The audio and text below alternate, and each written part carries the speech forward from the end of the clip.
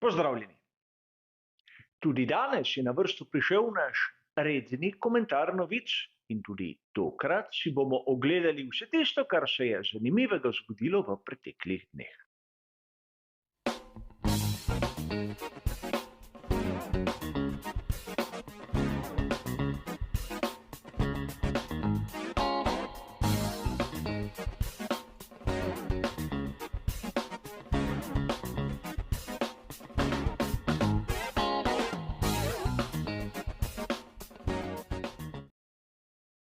Kot običajno se bomo tudi danes ustavili pri 4 različnih sklopih novice in kolikor vas bo zanimalo, kaj piše v citiranih originalnih člankih, dobite vse bližnjice do njih, navedene v samem opisu. A da ne bomo preveč dolgi in upam, da ne preveč dolgočasni, najbolje, da se lotimo današnje prve teme.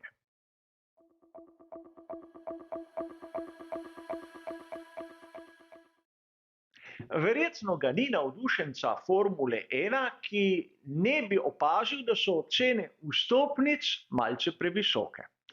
A na prihajajoči veliki nagradi Las Vegasa so po mojem osebnem mnenju malce pretiravali.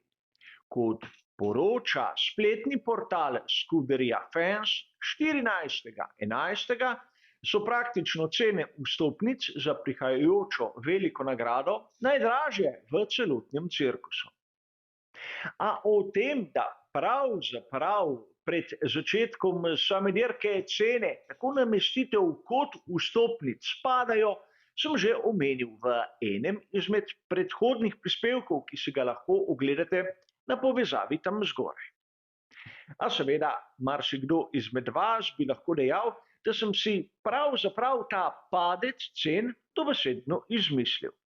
A danes si bomo ogledali, kaj pravi znana revija Forbes, ki ni vezana na Formulo 1 in ni pod vplivom raznih medijev.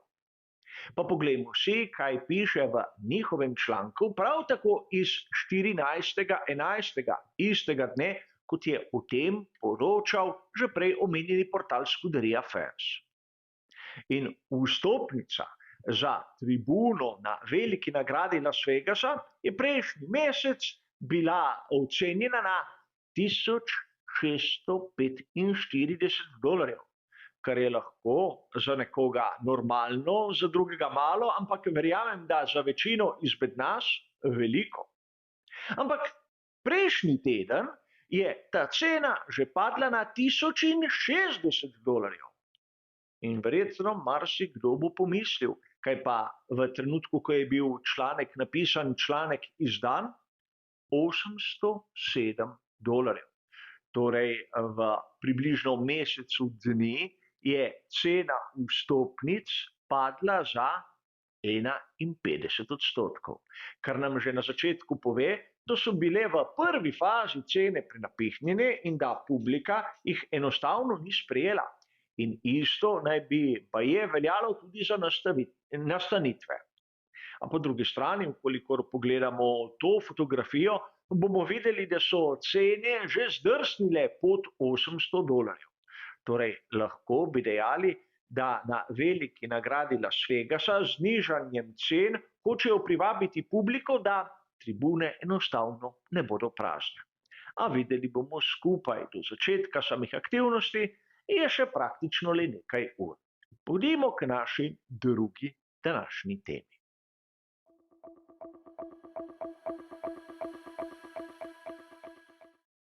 Danes že omenjena velika nagrada Las Vegasa je po mnenju mnogih, predvsem organizatorjev, vrhunec sezone 2023. In zaradi tega pri mnogih ekipah bomo videli posebne barvne sheme. Tudi pri Scuderiji Ferrari, kar ni nič napačnega in nič čudnega.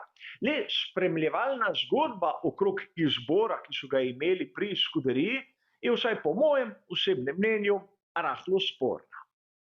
Kot smo lahko brali, naprimer 10. novembra na uradni spletni strani f1.com, so pri Ferrariju izbrali barvno shemo, ki smo jo videli v 70.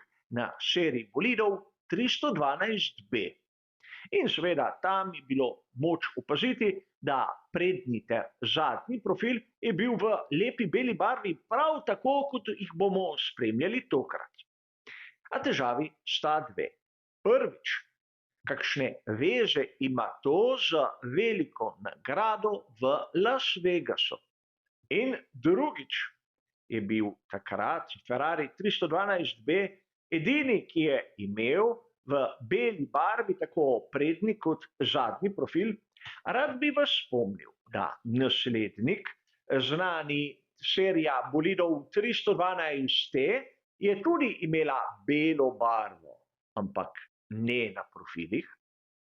In tu bi rad poudaril, da 312T je bila bistveno bolj uspešna, lahko bi dejali, da 312B v bistvu o kakšni uspešnosti ni pokazala ne duha in ne sluha.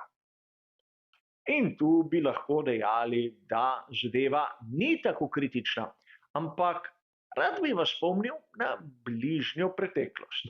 Namreč mnogokrat ste tudi na kanalu videli maketo Ferrarija SF70H, ki je imel spredaj in zadaj prav tako v belo barvo pobarvan profil.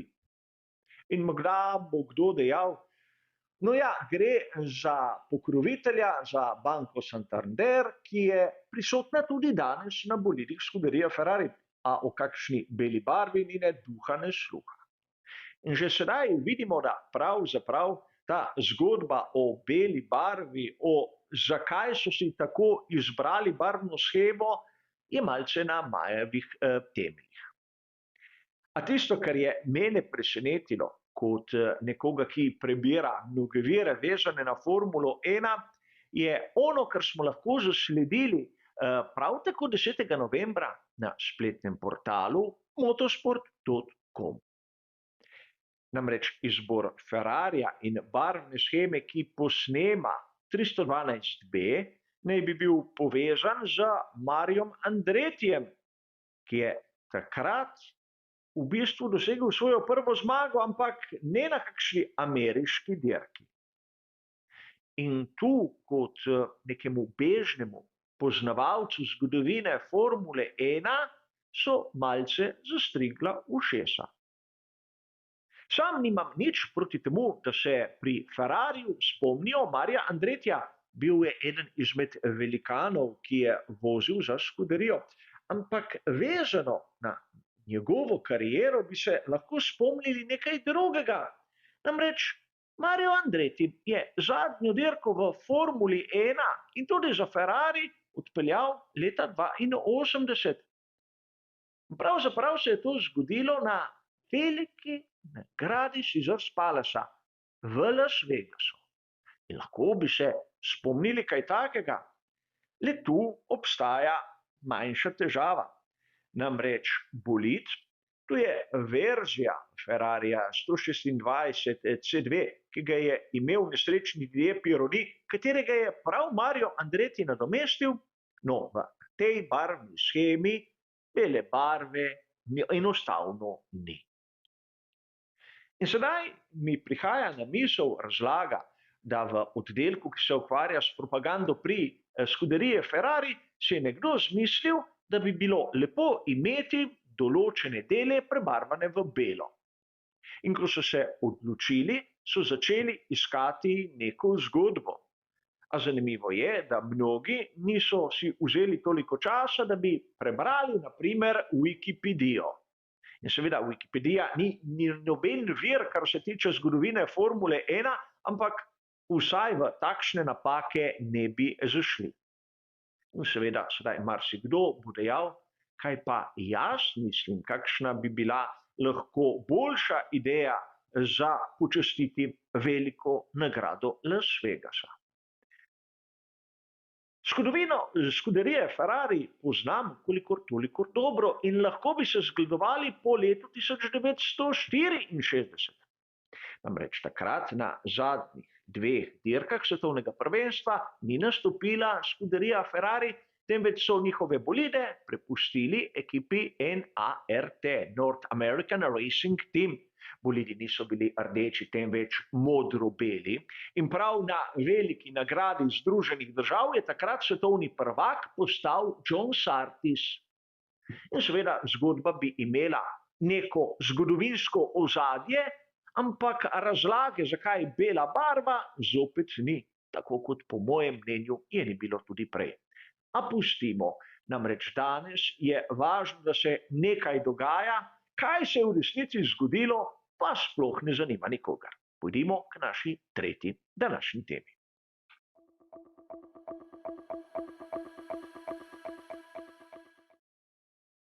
Mnogi izmed vas ste zasledili, da General Motors bo uradno postal dobavitelj pogonskih sklopov v Formuli 1 v sezoni 2028. O tem so poročali mnogi viri, naprimer Race Fans ali pa članek, ki je bil objavljen na motorsport.com. V obeh primerih seveda navajamo članke iz 14. novembra. In to po svoje je izjemno pozitivna novica, kajti vsak dobavitelj pogonskih sklopov več pomeni večjo raznolikost, večje zanimanje za svet Formule 1 in še bi lahko naštevali. A zadevo lahko kot običajno razumemo tudi iz drugačnega zornega kota. Namreč znano nam je, da General Motors je v sovpregi z ekipo Andretti. In seveda tiste fotografije, kjer se bohotijo napisi Cadillac, ste verjetno opazili tudi vi. A država je v tem, da pri General Motorsu so lepo obenodalili pred nekaj dnevi, da pravzaprav v Formuli 1 bodo edino, če bo tam tudi ekipa Andretti. A težava je v tem, da ekipa Andretti še nima 100% potrjenega mesta kot 11. ekipa na štartnem razporedu. A po drugi strani General Motors je uradno že dal tisto kandidaturo za to, da bo postal dobavitelj. In sedaj, kaj to pomeni? Namreč vidimo v resnici, da gre za kar nekaj nasprotujočih si dejstev. General Motors bo dobavitelj pogonskih sklopov v sezoni 2028 v sovpregi z ekipo Andretti, katera pa še nima mesta na štartnem razporedu. Torej, po mojem osebnem videnju gre zopet za neke vrste pritiska, ne bom dejal izsiljevanja, da bi le ekipe Andrettiju dale možnost, da se cirkusu Formule 1 pridruži v sezoni 2025. In seveda tu se odpira še drugo izjemno zanimivo vprašanje. Če bodo dovolili ekipi Andretti priti na štartni razpored, kako bo dobavitelj pogonskih sklopov, ki bo prisoten pri ekipi Andretti v sezoni 26 in 27, zaščitil svoje znanje, zaščitil svoj projekt. Namreč jasno je, da v svetu Formule 1 lahko pride do menjav dobavitelja pogonskega sklopa. A pravzaprav pride do prekinitve nekega odnosa in začetka drugega. Tu pa že danes vemo, da v sezoni 2028 General Motors vstopa z Andrettijem. Ampak, naprimer v tem primeru Alpine, kako bo zaščitil svoj projekt, da ne bodo informacije že prej odtekale k ameriškemu proizvajalcu. Težava, s katero se bodo morali ukvarjati odgovorni prav kmalu, a najprej bo Michael Andretti moral svojo ekipo dobiti mesto na štartnem razporedu. Do takrat pa je najbolje, da se lotimo še naše četrte in zadnje današnje teme.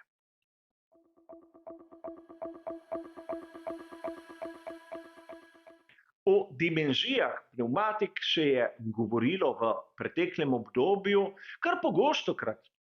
A izgleda, da tako pri Formuli 1 kot pri Pirelliju so se malce premislili.